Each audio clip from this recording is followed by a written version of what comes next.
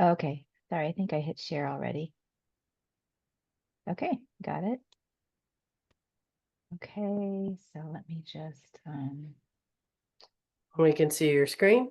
Looks great. you can see it. Yeah. Okay, let me just get this presentation. Oh, there's a little okay. Oh, there we go.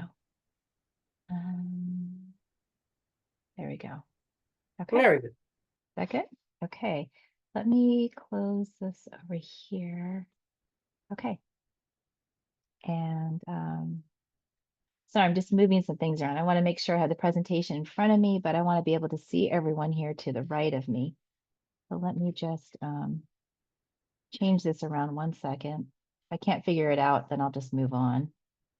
Um, if you see me looking down to the right, it's because I want to see everyone. Um, okay, there we go.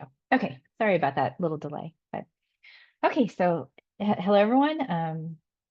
My name is Shelley, and I'm really excited to be here tonight and also very nervous. You'll see me wringing my hands a little bit because I haven't given a presentation in a really long time.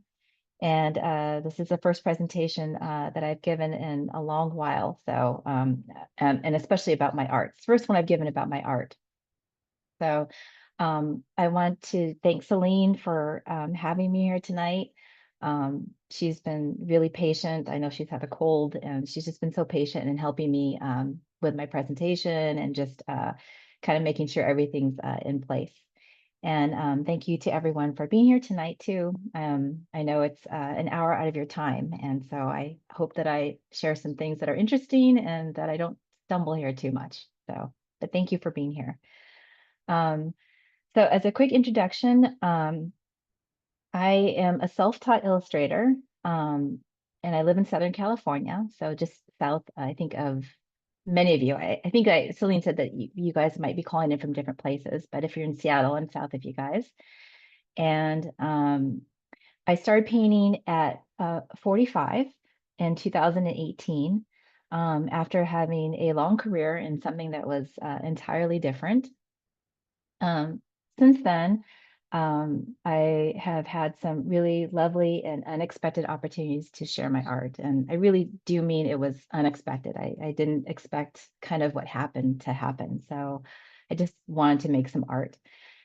And I work mostly with traditional media. I like to work with gouache and pencils, but I've explored watercolors and some other ones, but I always tend to come back to gouache. And most recently, I've been playing around with paper art and engineering, and it's just been a lot of fun. And I am going to share some of those pieces tonight. I'll stay mostly with my paper art and engineering that I've done recently. So let me move on. Actually, before I move on, is the volume okay for everyone? Am I too loud or too quiet? Everything's okay? Yeah. Okay, Sounds good. great. Okay, great. Okay, good. All right. So tonight I'm gonna just go over paper art and paper engineering, and I actually learned in putting this presentation together that there's actually a difference between the two. I didn't realize it when I was doing it, but I have learned that there's a difference. I'll go a little bit into my background because I get a lot of questions from people about my having started later in life. I think that's probably one of the questions I get the most from people is about um, how I got started and kind of how I was able to take my art to where it is right now. So I'll talk a little bit about the art journey, and then I'll just hopefully spend most of my time on some pieces that I've just made recently. I'll go over kind of what inspired me to make them, um, some challenges that I may have run into, and then some, some takeaways that I got from each of the different pieces. So, okay, so let's go on to the next slide. So, as I mentioned earlier, when Celine was so kind to ask me to speak tonight, um, she asked me for a title, and I said, "Oh, let's call it paper art," because I kind of just figured that that's what I was doing. I didn't really think about that there was like an actual definition for it. But when I started to research for this presentation, I learned that there was a difference between paper art and paper engineering. And I think that the work that I'm making right now tends to fall more into the paper engineering bucket. But I want to talk about both because there's pieces of paper art that I really like and that I hope to eventually incorporate in some of my art. So I'm going to look at my notes. When you see me look down, I'm kind of looking at my notes, but the definition I wrote down or that I saw for paper art is it's applying different techniques like intricate cutting and sculpting for creating a static piece of art like a sculpture or a large installation or something like origami. And the key word I think here is that it's static, that there's nothing, generally there's not moving and people don't hold the art or move it around. It's just, it's sort of, like I said, static, it doesn't move. And then some examples are like sculptures, some paper cuts, these intricate paper cuts that I saw, and large installations that you might see like at a museum. So on this next slide, I pulled down some examples of paper art that I really admire. This first example here, there's an arrow that goes around.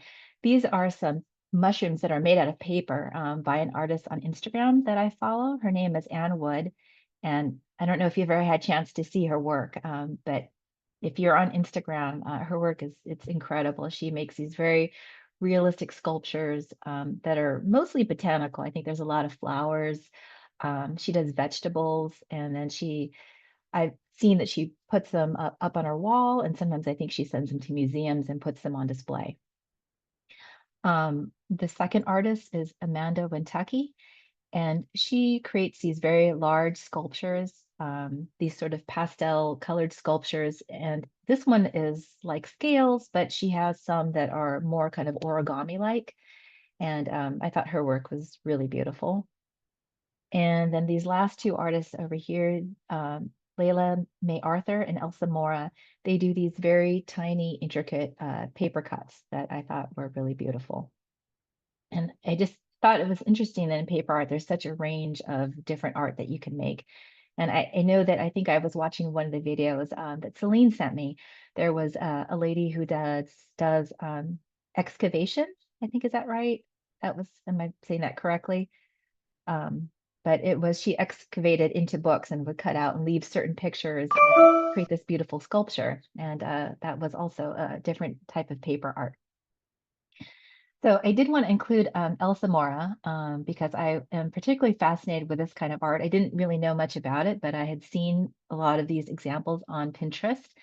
And I've since learned in researching for this presentation, and I hope I say this correctly, that they're called, and you correct me if it's not right, but Sharon Schnittas. And they were these intricate paper cuts that were made in the 16th century in places like, I believe the countries were Germany, Denmark, and Switzerland. And the artists were depicting uh, scenes from daily life or things like their family lineage, or maybe if a child was born, they would record it in these elaborate silhouettes. And one thing that I learned that was really interesting was that there was a famous author who you may have heard of, Hans Christian Andersen, who wrote The Ugly Duckling and I think The Little Mermaid. And he was very skilled at making these paper cuts. And what I was reading about in history is that he would be sitting there telling a tale, and at the same time he'd be sitting there cutting with his scissors, doing these paper cuts, and paper was going everywhere. And at the end of his tale, he would open them up, and there would be this elaborate paper cut of the tale that he was telling. And I just thought they were really beautiful. And these are some of the more elaborate ones, but there are also some more simple ones. And I believe there's about like 400 of these that exist still today that Hans Christian Andersen made. So again, I brought up paper art. It's not what I'm doing now, but I love this work, and I would love to incorporate some of this into my current art. So paper engineering, I'm going to put my glasses again so I don't bungle the description or uh, the definition of this. But paper engineering is focused on taking a flat piece of paper and transforming it into a 3D creation that involves some type of interactive element, like something you would see in a pop-up. There's pull tabs, or in a tunnel book, you pull out the book so it expands, or a carousel book, you open up so you can read it. Um, And I uh, showed some examples. These are some vintage examples of paper engineering that I found on Pinterest. This first one is called a purse ladder. I don't know if you guys have seen this. I'm sorry if I'm repeating things that you already know, but this is a purse letter, and I've read the history on it. It was initially, I think, like an origami piece in Japan that they used to store like little pieces, little trinkets inside this folded letter. And then later in the Victorian times, when it came to Europe, they started to use them as for love letters. The second piece, this is a tunnel book. Um, these were used a lot to capture a event that was happening during time. Like I found this one elaborate tunnel book that was two-sided. You could look in the front and you could also look in the back, and it was of Queen Elizabeth's coronation. That was really beautiful. And it's meant to kind of draw you into sort of the moment. And when you look through this, there's a little peephole that you can see here that you look through, and you can see the scene through that hole. And then this last one was just, I thought it was really cute. It was like a toy, a vintage toy where you can spin everything on the brad. I think there's still things like this that we have today that you can see, that modern versions of this that you can see today. So this next slide, it's a video. It's a video of artists that I follow today, paper engineers that I follow on Instagram. Some of these pieces are mine, but a lot of them are from other artists that I follow. And these particular artists I like because they have they use paper engineering, but they also have their own style of painting that they apply to the pieces that they make. And so I just think they've made some really beautiful pieces. So I'm going to share this video really quick. Let's see. Okay. Hopefully, can you hear it? Okay, good.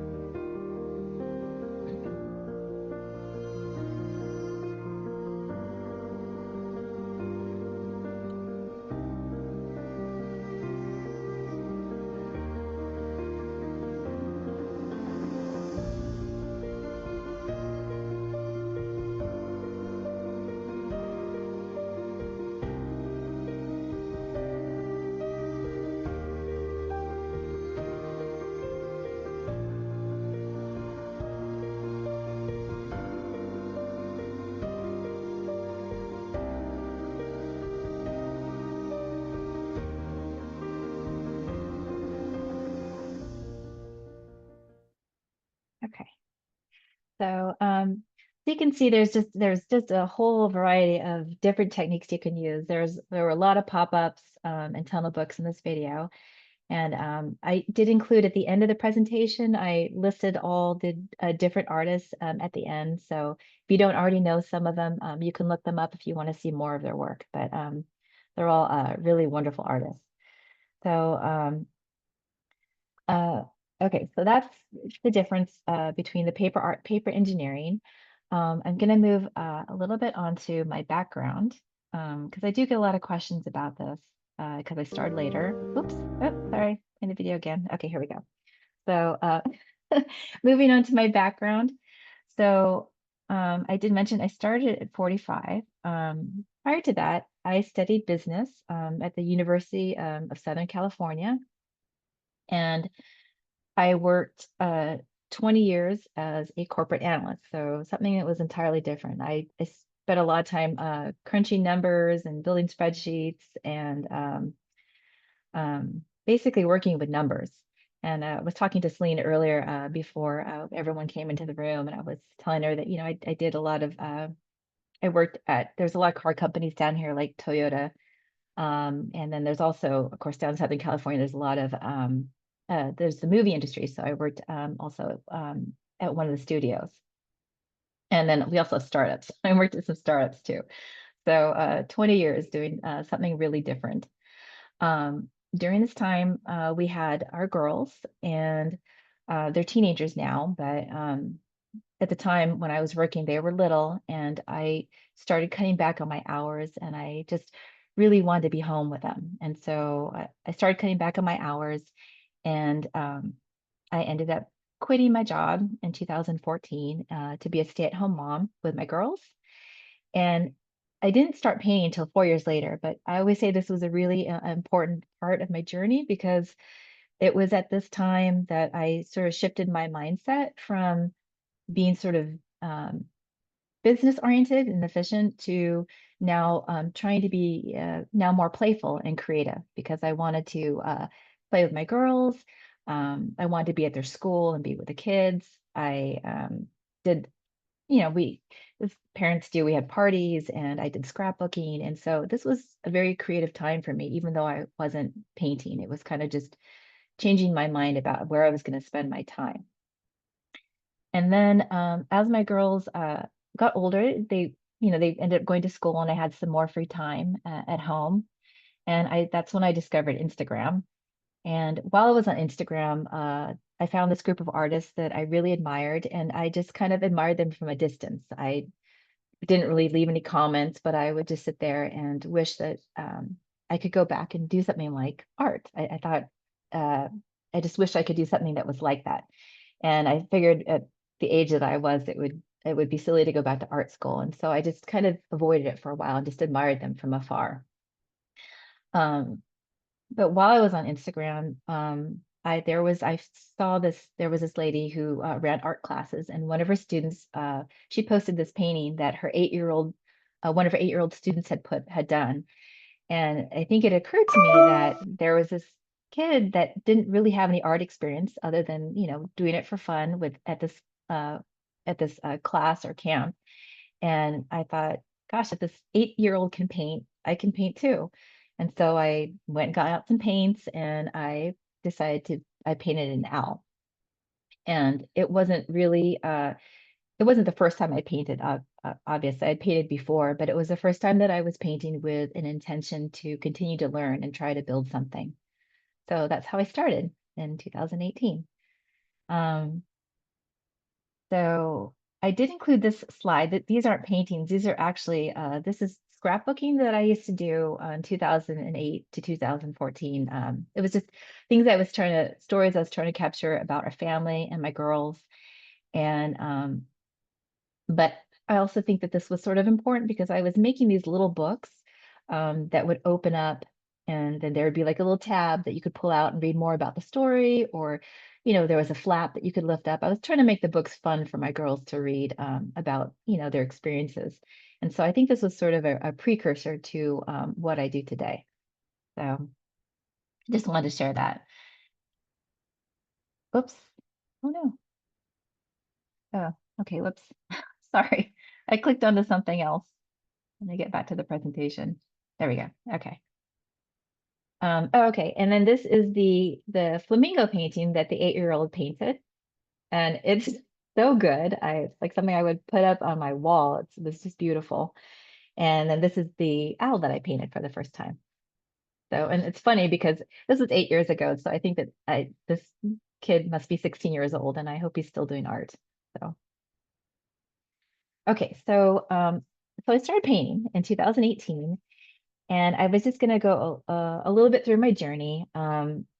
It sounds very trite to say that, but I feel like that as artists, because I think everyone here is probably, we're all artists, and you kind of go through this journey of trying to find out. They always talk about finding your style or finding your voice, and it's never really a straight line. If you are, then that's very lucky, but you kind of go through all these different stages.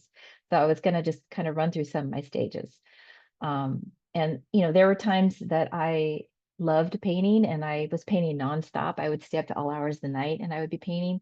And then I would go through these times where I just had a total block. And I'm sure we've all gone through that where you just didn't want to do art at all. And then I would quit for like sometimes almost up to a year. I would quit and just not paint. I mean, I would paint here and there, but not consistently. And anyway, so this is what it was like over the 7 years. I started in 2018 and 19. I was hoping to do children's book illustrations. Um, so you'll see a lot of characters, and I was trying to put them in these different environments, and it was just really, I think if you're just starting to paint, I think children's book illustrations are like really hard. They're like one of the hardest things I think to do, and so I think it was just was too much for me to learn all at once. Like, how do you do a character, and how do you do a background, and how do you put the character in the background, and how do you tell a story? So I did try this for 2 years, and I learned a lot. It got me basically to start painting every day. But I just don't think that I had the skills to actually become a children's book illustrator at that time. And also, I noticed that a lot of the children's books during the time were kind of they're different than the ones that I grew up with. I grew up with a lot of books like the classics, like Goodnight Moon or The Giving Tree, and I was used to these very kind of quiet, uh, thoughtful, sometimes almost sad books. And I know that noticed that a lot of the books that were coming out were more wacky and funny, and it just didn't kind of match the kind of book that I wanted to do. So I figured maybe I'm in the wrong area. So then it was 2020. Of course, it was COVID, and so I was home with my kids, and they were home from school, and it was just impossible to paint during that time. So I stopped for about a year. When I came back in 2021 and 2022, I was now interested in exploring surface design. So during this time, you'll see that I did a lot of landscapes and patterns, like a lot of floral patterns. There was a lot of nature that started to show up in my art, and you will very rarely see any. Like, I didn't really try to do characters at this time. And this was a really important time. I think for me, of course, it helped me grow in that I ended up with these opportunities to work with different companies. And I got to learn more, I guess I would say, about the business side of it, about contracts, about royalties. Um, I also had to present a lot of finished art and repeat patterns that I had no idea how to do. So I was, scrambling a couple times trying to figure out how to send this final art to these people that I think were used to people that knew how to use not Procreate, but what is it? I can't remember it. Photoshop. But I've actually never learned how to use Photoshop. I would just try to fudge my way using Procreate. So, anyways, it was a good learning time. And here's some examples of work that I did for some of the companies.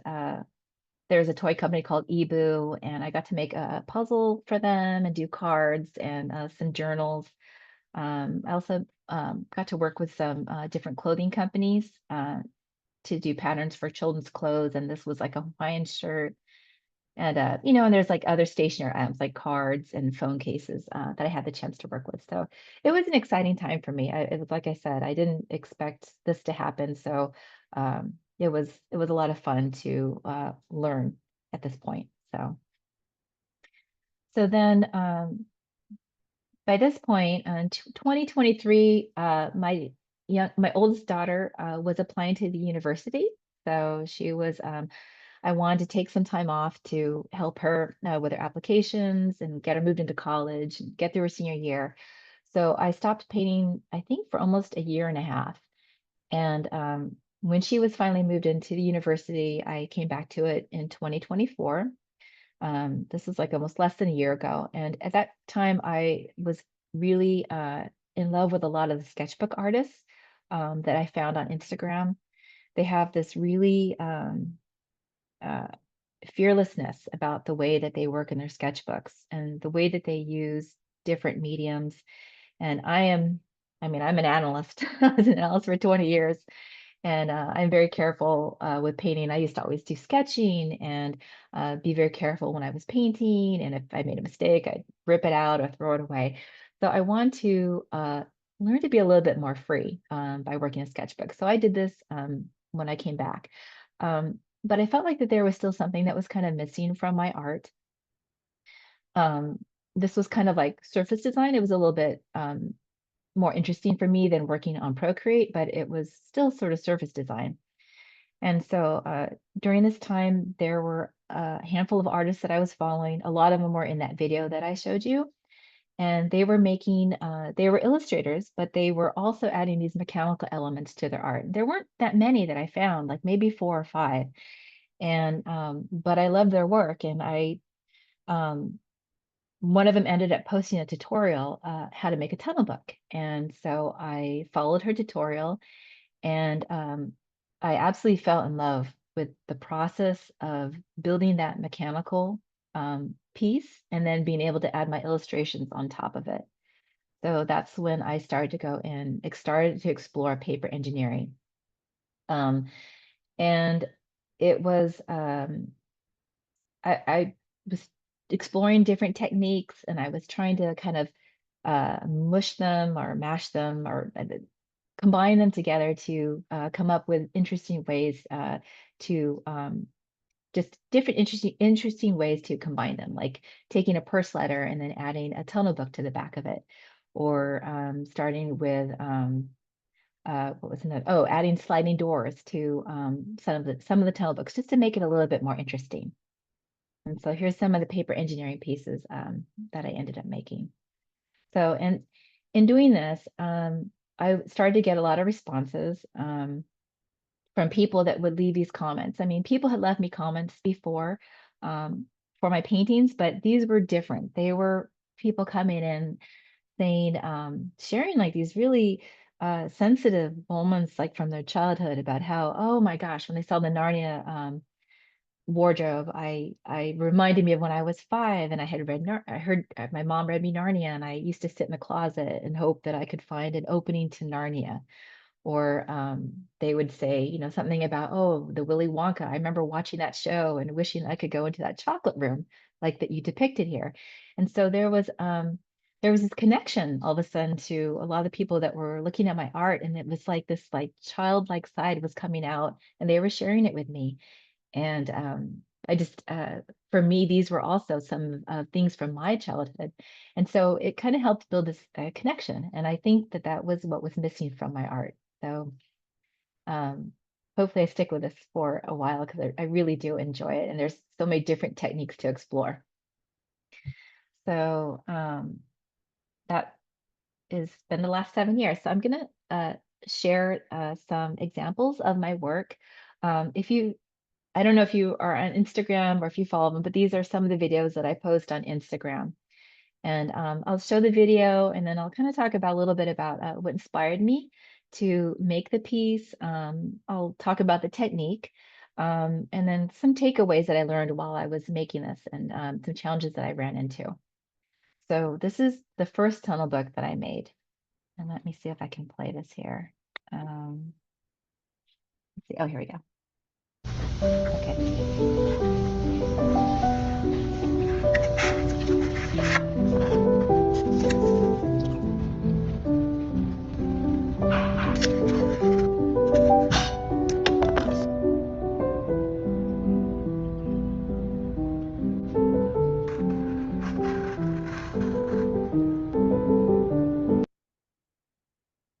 Okay, so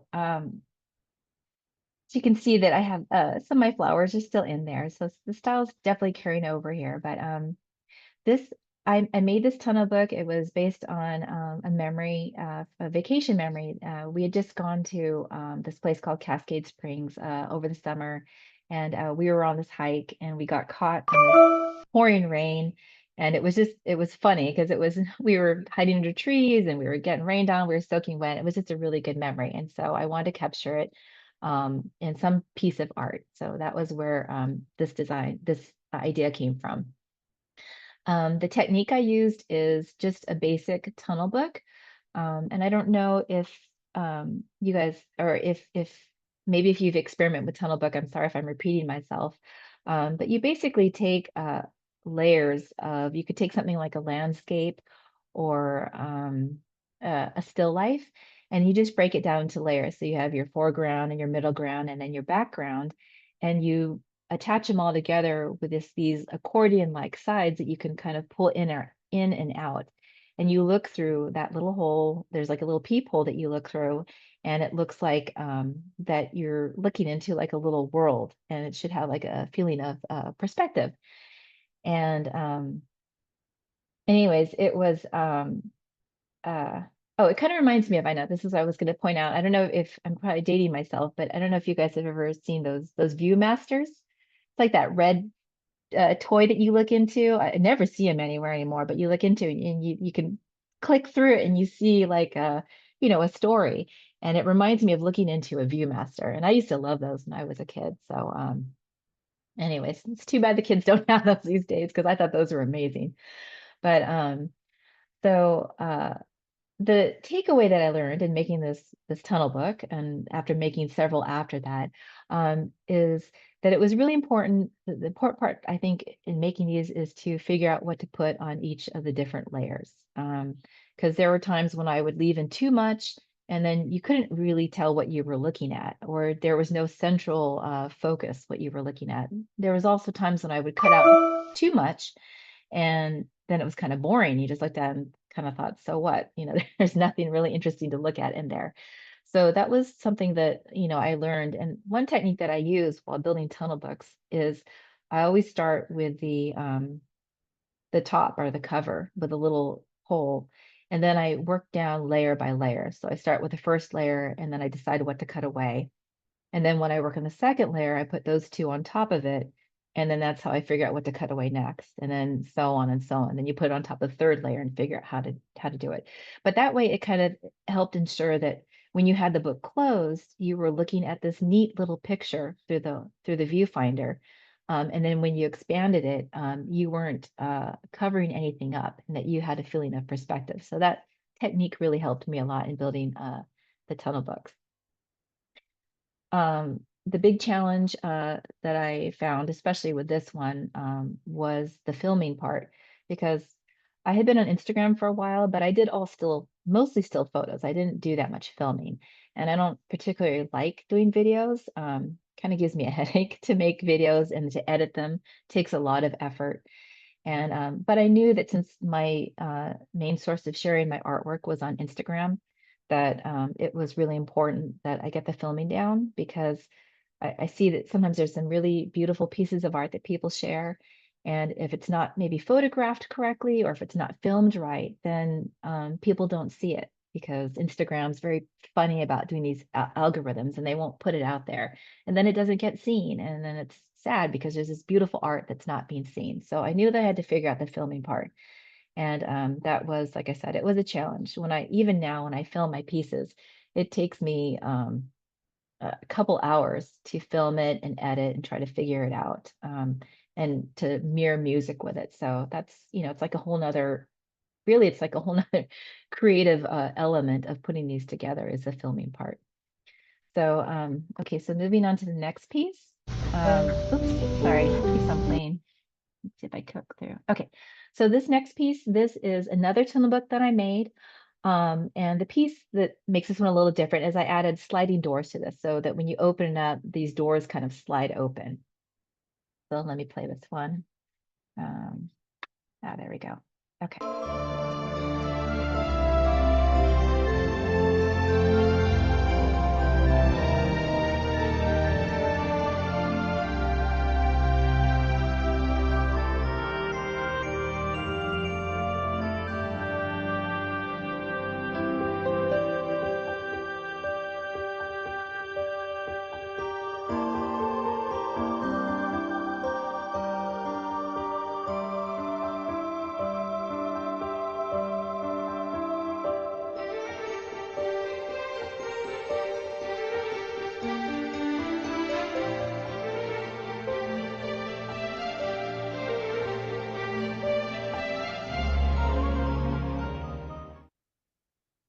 Okay, so that piece, of course, the inspiration was Narnia, but more specifically, I wanted to capture the feeling of Lucy when she first went through the wardrobe and kind of parted the coats, not the courts, the coats, and saw Narnia, kind of found herself in Narnia. And oh my gosh, I got so many responses on this one. There were so many people that wrote me so many nice notes about how this brought back memories from their childhood. And so this one it was a really big one for me because it ended up, I don't know if you guys are go on Instagram a lot. I know that Celine says she doesn't go on Instagram, but this one went they say viral. And so it kind of like opened up so many doors for me when I posted this one. And just the responses from people were just so, I mean, some of them actually made me tear up and cry because they were so thoughtful and sweet. But the technique I used on this one, it was a tunnel book, and I was already pretty comfortable in making tunnel books at this point. I had been making them for a few months. So I was really curious to start adding some new elements to them. And the one that I put on this one were these sliding doors. And I had seen, it was in January, so there were kind of all these posts coming up about Valentine's Day cards where you would open up these cards and the doors would slide open and there'd be a cute little picture of a couple or something. And I thought, oh gosh, wouldn't it be neat if I put these sliding doors somehow on the tunnel book, and you opened it up and then inside they opened up and then there would be a tunnel book behind the sliding doors.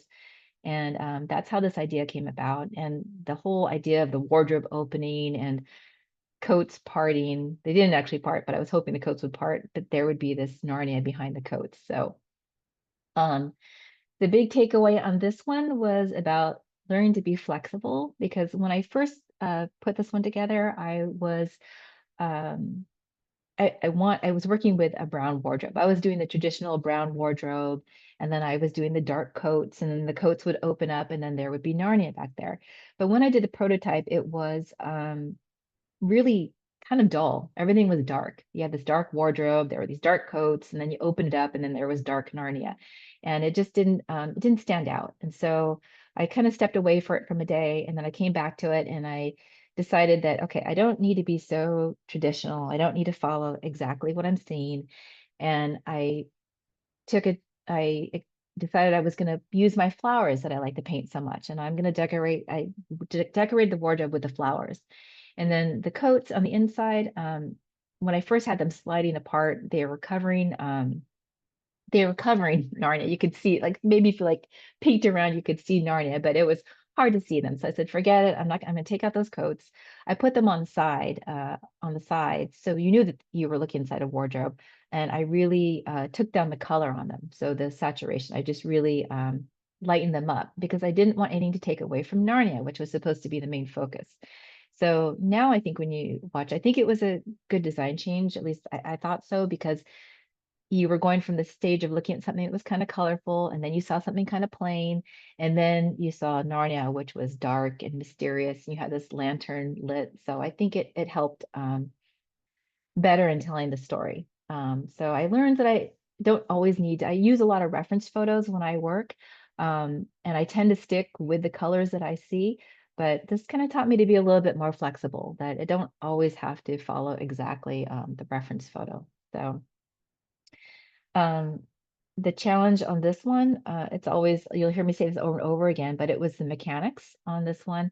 The sliding doors, because I'm using a thicker paper because I want to paint on it. It works really well with like printer paper. They just kind of slide right open. But when you work with the watercolor paper, it sticks a little bit, especially when you've got paint on. It kind of got stuck when you would open them. And then when I would close it, the doors would run into each other. And so this was kind of it took me a while to get the doors down. And I'm trying to think other issues I ran into with doors. But um, as I make more, I kind of figure out better how to design them. I think if you use a certain stiffness of paper, it works better. If you make them a certain size, they work better.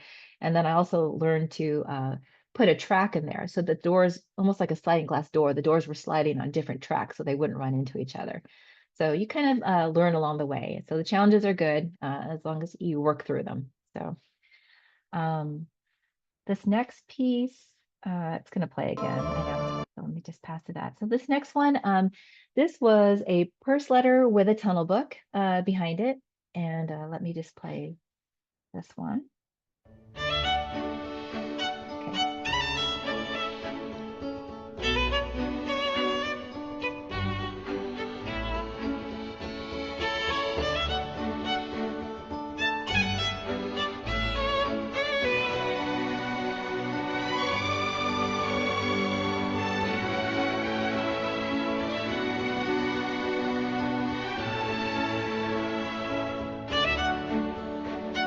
Okay.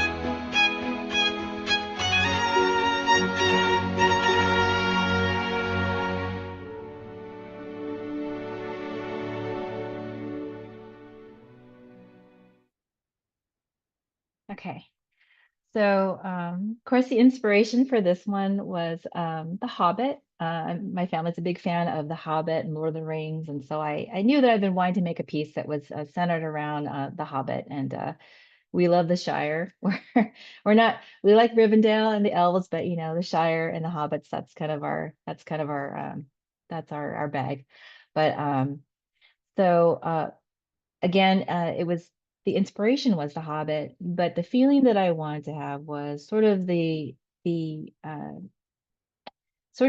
journey or the deciding piece that Bilbo Baggins. Hopefully, you guys know Lord of the Rings and the Hobbit story, but what I wanted to be was the decision kind of that Bilbo Baggins went through before the dwarves arrived, and then when he finally decided to go on this big adventure. So I had seen first letters again on Instagram, and a lot of them were based on the traditional purse letters that you saw during the Victorian times. Like in the Victorian times, purse letters, they were like love letters that people would make for their sweethearts. And I did try one of those. I used it to practice the purse letter, but then I was thinking it would be really interesting to use the letter as almost like telling a story. So you saw that there were four different stages of the letter, right? You start with a little square, and then it opens up into that little star shape, and then the letter's fully opened, and then I added on that little piece where you open up the door and you look inside the tunnel book. So it could be almost be like a story that you tell at four different stages. Um, and so that what I learned in this was like, how do you tell a story effectively? Like if you're a viewer watching this, it you're not I didn't just want to paint some random things. I wanted it to go from one stage to the next to the next. So the first one, um, I don't know if you remember, but I started with acorns, which is kind of the idea, like acorns represent the beginning of something that's larger. It's like an acorn is a start before an oak tree. So it started with the acorn, and then you open it up, and inside, it went by so fast. But the star stage is the dwarf song that they sing when they first meet Bilbo. They sing this song about their history and the adventure, like what happened to them, how they ended up losing all their gold, and why they were going to start this adventure.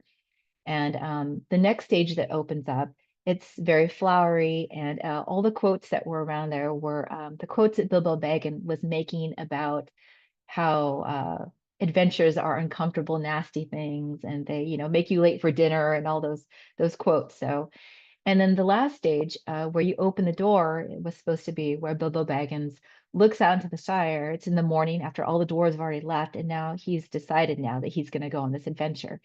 So the opening of the letter was supposed to be kind of Bilbo Baggins' uh, decision as he was making this decision to go on this adventure that he was heading into. So that's kind of a little bit of background about that piece.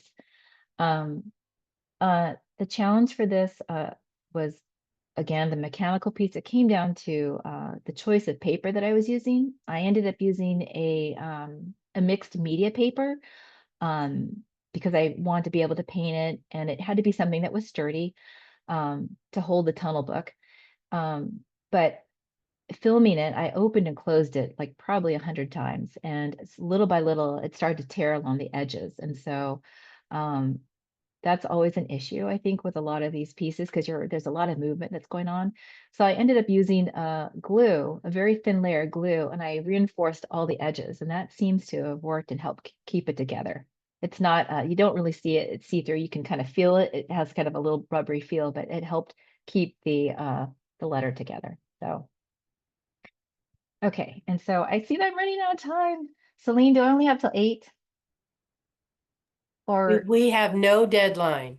Oh, okay, good. Okay, good. All right. I wanted to make sure that I left time for questions.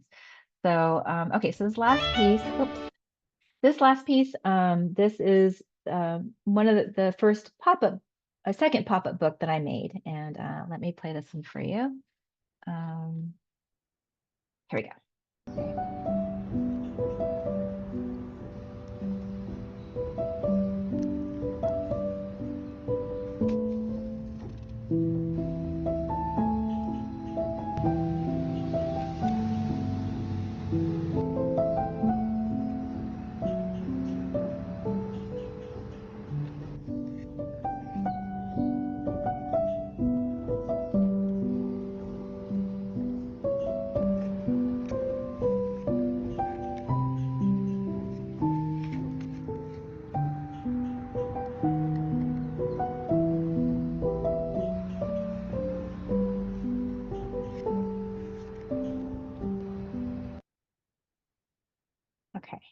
So that was just a little mini pop-up. Whoops, sorry. Sorry, let me go back. There we go. Okay. So it was just a little mini pop-up book I made, and I had been wanting to explore different pop-up techniques. There's this really wonderful gentleman. His name is Duncan Birmingham. I hope I'm saying that right. I think that's his name. And he has all these pop-up techniques on YouTube. And I think there must be like 100 of them. And this pop-up book only used three of them. So I have a long way to go. There's like 97 more techniques that I want to learn. So probably be a lot of pop-up books coming up. And I thought it was a fun way to explore all these different techniques rather than just kind of, practice them on plain paper. I thought might as well just make a story with it. So sorry. Oh my goodness. So that's how this book came about. Um, the inspiration for it, it was in the spring, there was this little black-eyed junco bird that kept on flying into my courtyard. And where I sit, where I'm staying right now, I can look outside and I can see these our two cypress bushes in our courtyard. And this little black-eyed junco kept on flying in and out of the bush like almost multiple times a day. And he'd have little twigs. She would have little, not he. She would have little twigs in her mouth and fly in there. And I knew, of course, that she was more than likely building a nest in there. But I was thinking about, wouldn't it be, how would a little kid perceive this? Like a little kid might wonder, like, gosh, what is that little bird doing in there? And uh, I was trying to capture some ideas that maybe a little kid would come up with, or funny things that you might imagine if you were to, peer into the bush and see what was going on in there. So that's how that was the inspiration for this book. So I don't know if this is so much a takeaway, but I kind of want to touch on this, and that was about making prototypes.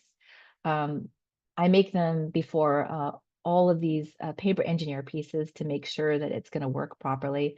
When I first started doing them, I was mostly just trying to make sure things like the door would work, or that something would happen. But now I use them. This is actually probably where all the creating goes on, is during the prototype stage. And it's something that I do very rapidly. I just use cheap white paper, and I try not to put any restrictions on me while I'm in this stage. I just start cutting away, glue's flying everywhere. There's like bits of paper going everywhere. Um, because this is like where I don't want to, I'm trying to test to see, like, not only do the mechanics work, but does the story flow? Like, is it flowing? Does the story flow? And when you open the page, is it interesting enough? Like, does it move enough, or is it boring? And so I love, this is actually my favorite stage, is working with the prototypes. And because everything after this, once I have a prototype that works, it's just a matter of copying it and then carefully painting it, which actually is, I don't really like the careful painting because I'm always afraid I'm going to make a mistake. But during the prototype stage, it's just fun because you're just creating, and you should see my desk afterwards. It's insane. And I've got paper stuck all over my fingers and everything, but it's really the most fun stage for me. So I just kind of wanted to share that about the process. And I actually have a little box that I treasure of all my prototypes, and they're so ugly. They're all crooked. They open up in funny ways. They're scribbles. I don't do any paint on it, just a pencil, and I just scribble all over them. But I love them because I refer to them a lot when I move on to new books. So the challenge on this one was definitely, again, it has to do with the sturdiness of the mechanics, because you're always pulling a tab, or you're doing something, you're flipping something, or you're spinning a wheel. And after you do it 100 times, it starts to break down. So the challenge is always like, how do you build something that's sturdy enough, but that it still, moves correctly and looks right. So like, if you do a pull tab, and if you, to make it sturdy, you're going to make it extra thick, and you're going to make it wider, and that works better on a pull tab. But then maybe it looks kind of ugly because you can see it. So it's always this balance between, like, I need to make this sturdy, so it lasts, but I also want to keep the beauty of the story. I don't want to take away from the story. So yeah, so that's the pop-up books. Let's see. And I think that that's it. That's all I was going to share today about my work. And I wanted to open up to questions. But I also wanted, before I jump off, I wanted to just mention again that it kind of goes into the title where it talks about playing. And it's that, I did not expect that at 50, I would be starting, that there would be this possibility of a new career. It's been like a really nice surprise for me. I don't know what I would be doing at 50, but I didn't think I'd be starting a new career. And I am excited. It's exciting. It's like when I was 20 and starting off on something new. And it's um I think a big part of it was trying to remember to stay playful and to be curious, always about learning new things. And even on the journey, there were times when I would be making art and I would be doing it more so to follow a trend. Like maybe it was popular to do animals or it was popular to do digital art. And so I would be doing it, but I wasn't exactly excited about it. And so it really wasn't playing for me. And that's when I would quit for a year at a time because I was like, why am I spending my time doing this? I don't even think it's that fun. But I've with this paper engineering, I've landed on something that is really something that I think is that I used to find exciting as kids. I used to love pop-up books, and it's probably something that was always there. So I think being able to tap into that really playful, childlike side um, helps bring out your best work. So anyway, I think that's all I've got, Celine. Is that okay? Do you want to show your final screen that lists all the artists Oh from yeah. Okay.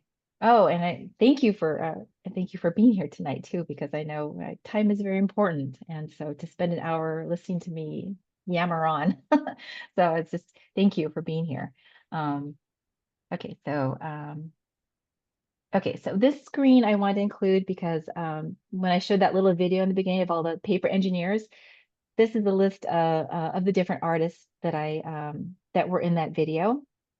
So if you want to, I think it'll be on the recording, so you can always go back and refer to this and look them up on Instagram. But that was just a fraction of their art. They have so much beautiful art, and it's each of them has their own style, their own feeling about their work, and it's just really beautiful stuff. And I don't know, I would love to hear if you guys know of any other paper engineers that you'd like to share, because these are the ones that I found, and I don't see that many of them. So, but these are the ones that I like and that I've seen. So I would love if you shared some of your ones that you know too.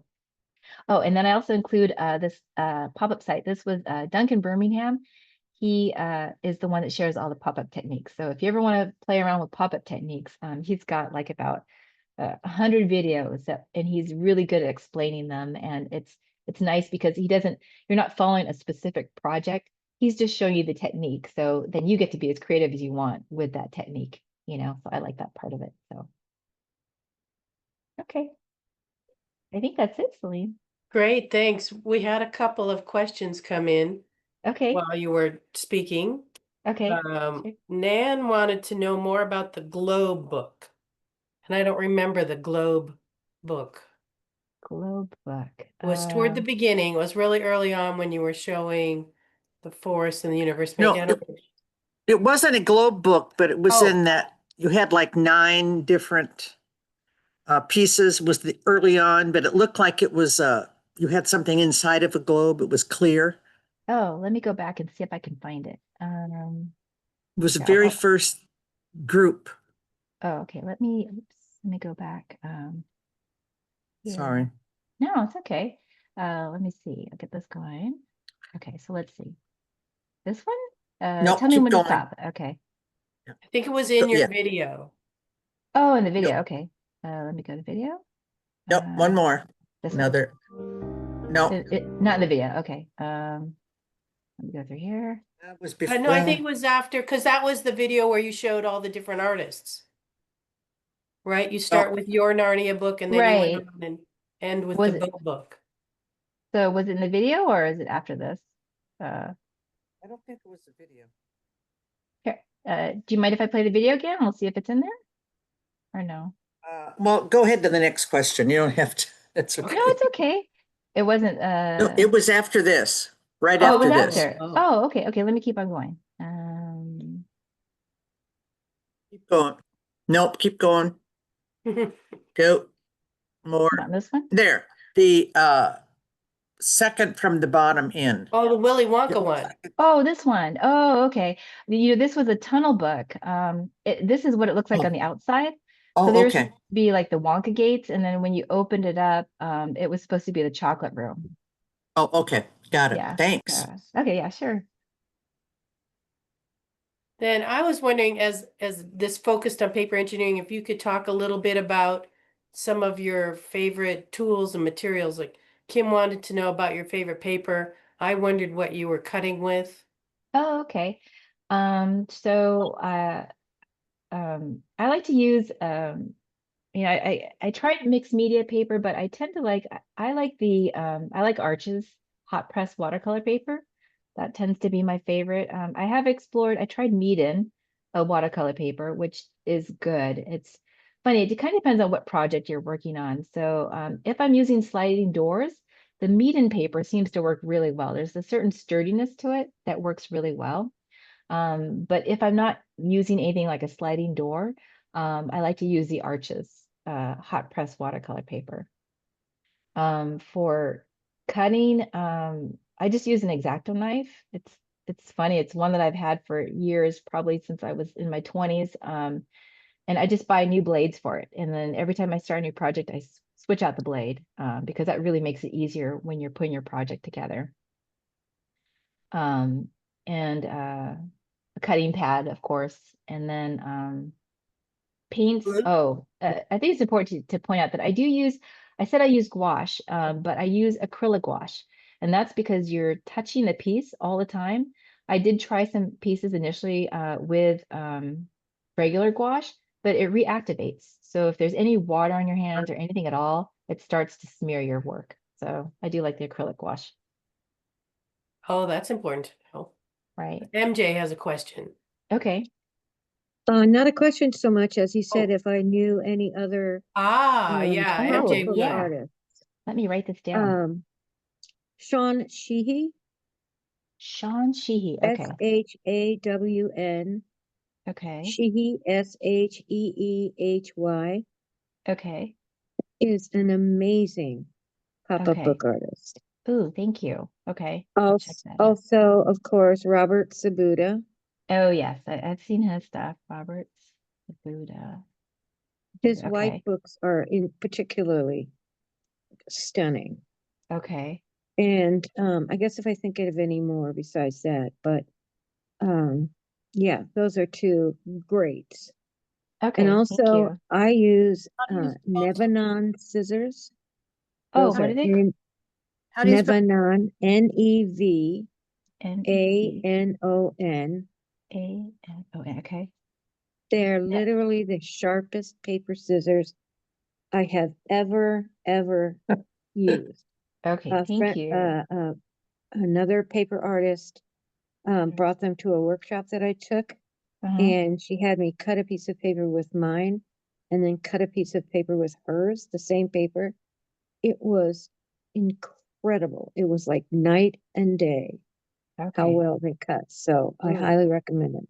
They're thank you. spendy. They're about $30 a pair, but they're well worth it. Okay. Definitely. Always a good reason to buy new art supplies. I New Yeah, love tool. art supplies.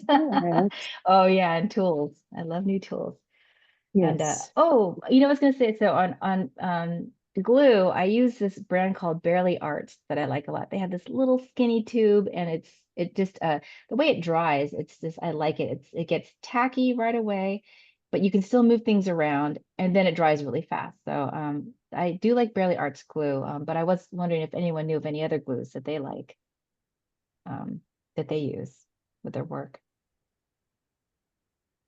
Could you repeat the name? It's called Barely Arts. Barely, Barely. Hmm. And Okay, then art. cool. Yeah, I like the applicator. They've got all these different applicators, these little skinny things, so you can get really little precise drops of glue everywhere. So I do like that. Cool. Yeah. Bridget asked if you'd ever made a series or if all your books are one of a kind. Oh, they're all one of a kind. Yeah,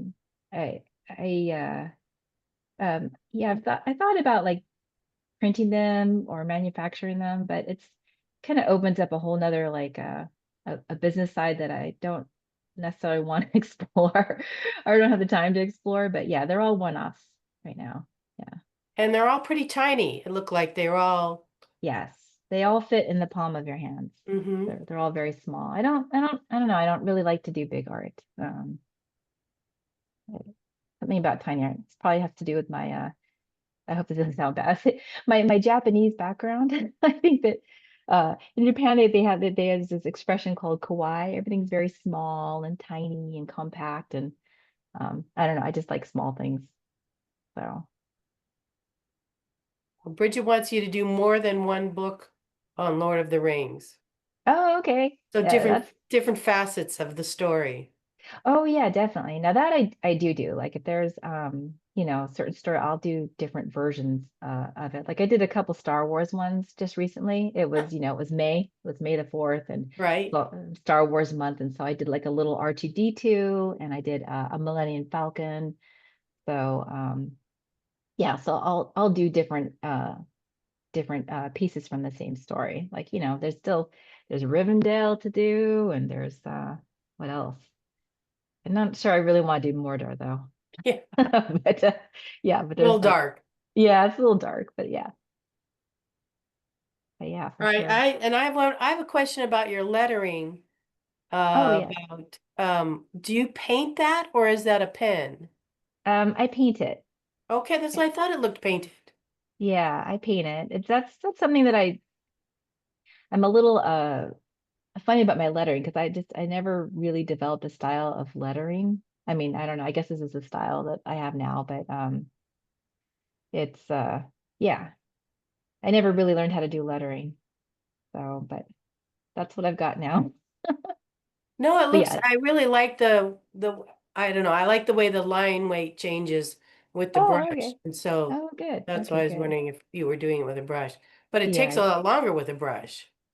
Yeah, it does. I mean, it goes pretty fast. I mean, honestly, I'm always kind of happy when I do a written section, like a lettering section, because it's a lot easier to do than the painting of like Oh, flowers and everything. Yeah, because the flowers are usually when I paint the flowers, there's about three different layers. You kind of start with a light wash and then you build it up from there. So you're doing three layers, but with the lettering, it's just this real quick, you know, one time.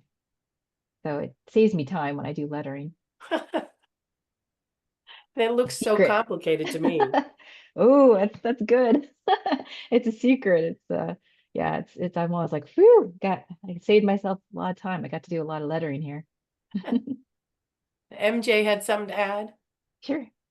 What do you do? I'm looking at your screen, the Uh-huh. lower row, second to the last, the Okay. second on the left, second over on the left. The one And with the little door open. yeah, I would love to see what the back of that looks like. How have you addressed the back of that book? Oh, you know what? Because If the you guys, tunnel book is, like just loose. So yeah, let me pull it, let me actually pull out the actual book. Is that okay? Uh, Yeah. I'm gonna step away for a second and I'll get it and I'll bring it out. Hold Yeah, on one great. second. I'll show it on the screen.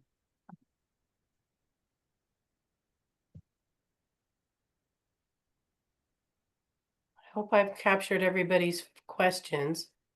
I think I Here. saw them all.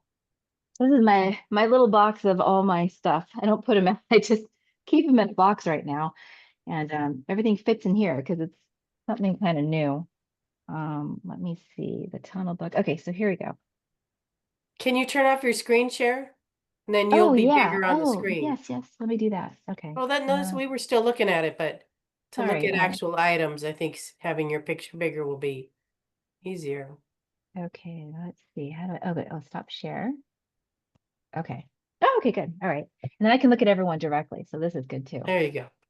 Let me see. Let me see if I can get everyone to tile. Oh, there we go. Okay, gallery. Okay, good. Um, let's see. Okay, there we go. Okay, so this is the Hobbit tunnel book. See if it's, let me see if I put more light on it. Oh no, that's bad. Okay. If I hold it further back. And so the back of it looks like this. So you can see that it's glued onto the back of it. So if I open it up, let's see. In the letter, you can see that I just glue it on. Mm-hmm. Hopefully that Mm. helps. So Mm-hmm. yeah, it is kind of loose back there. I did, funny enough, I did try to, one of the prototypes, I did try to put it inside the book. So when you opened it up, that it was contained within the letter. But I couldn't get the measurements right. Like you had to kind of lift up the letter a little bit. And then when it was in there, it was too bulky and it kept on ripping. These little pieces that kind of fold over were ripping. So I decided to put it on the back. Mm. Yeah. Cool. Yeah. Now, I noticed in your little bird book, your tunnel actually had a base on it because that was part of the pop out. I've never seen a Yes. pop out tunnel before. That was really cool. Yeah, let me see. It's a little bit different. It's constructed a little bit differently. There's not an accordion piece to it. So in the tunnel books, there's kind of this Oh, accordion piece. This one, like it lifts up. Um, oh, let's that's see one if I of can. those Duncan Birmingham specialties, right? Yes, it is. That's one of those. Let me see if I can find that book.